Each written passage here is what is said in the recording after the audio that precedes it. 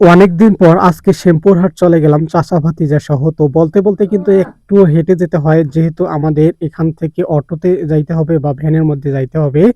তো বলতে বলতে কিন্তু চাচা ভাতিজা সহ আর কি ভ্যানের মধ্যে গেলাম। তো ওখানে যাওয়ার পর কি কি করব অবশ্যই কিন্তু এই ভিডিওতে তুলে ধরবো, এবং অবশ্যই কিন্তু ভিডিওটা দেখবেন, যেহেতু সাথে ড্রোন আছে, ড্রোনের চোখে কিন্তু আপনাদেরকে দেখাবো আমাদের শ্যামপুর হাট। তো বলতে বলতে কিন্তু স্টেশনে নামলাম, এবং নামার পর একটু কিন্তু হেঁটেই গেলাম। তো সামনেই কিন্তু দেখা হলো একটা কুকুরের সাথে, তো ভাবলাম যে এটাকেও একটু ভিডিও করে নিই। তো অবশেষে কিন্তু শ্যামপুর হাটে চলেই আসলাম।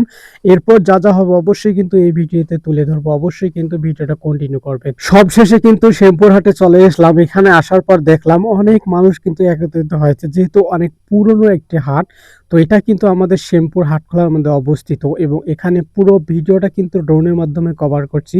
খুবই সুন্দর দেখা যাচ্ছে উপর থেকে, দেখেন ড্রোনের চোখে কিন্তু আসলেই অনেক সুন্দর দেখা যাচ্ছে, আর চারদিকে কিন্তু গাছগাছালি দিয়ে অনেক ভরপুর।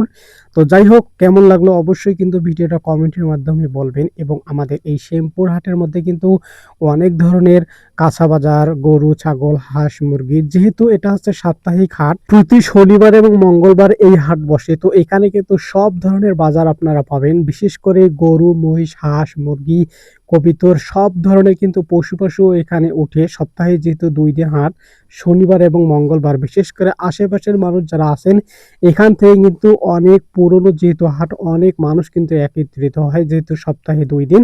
তো যাই হোক, অবশ্যই এখানে যেহেতু আমি মানে ড্রোনটা আর কি উড়াইছি, তো এখানে কিন্তু অনেক মানুষ আর কি একত্রিত হয়েছে, সবাই কিন্তু অনেক এক্সাইটেড, যেহেতু ড্রোন দেখার জন্য আসছে। অনেকে কিন্তু মানে দামদারকে জিজ্ঞেস করছে কেমন কি, যে আসলে কি করেন না করেন সবকিছু কিন্তু জিজ্ঞেস করছে। তো যাই হোক, এটা হচ্ছে শ্যামপুর হাটখোলার মধ্যে অবস্থিত। এটা হচ্ছে একদম বদরগঞ্জ যাওয়ার রাস্তা। তো এটা হচ্ছে শ্যামপুর হাটখোলা। অবশ্যই ভিডিওটা কিন্তু কন্টিনিউ করবেন। তো বলতে বলতে কিন্তু আমাদের শ্যামপুরের আর কি প্রজেক্ট এখানেই শেষ। তো অবশ্যই কিন্তু আমরা এখন বাড়ি চলে যাব। তো বলতে বলতে কিন্তু আবারও চাচা ভাতিজা সহ চলে আসলাম বাড়ির উদ্দেশ্যে। তো অবশ্যই কিন্তু ভিডিওটা কন্টিনিউ করে শেষ করবেন, এবং কেমন হয়েছে অবশ্যই ভিডিওর কমেন্টে জানাবেন। পরবর্তীতে আবার দেখা হবে নতুন একটা ভিডিও নিয়ে। সেই পর্যন্ত সবাই ভালো থাকবেন, সুস্থ থাকবেন।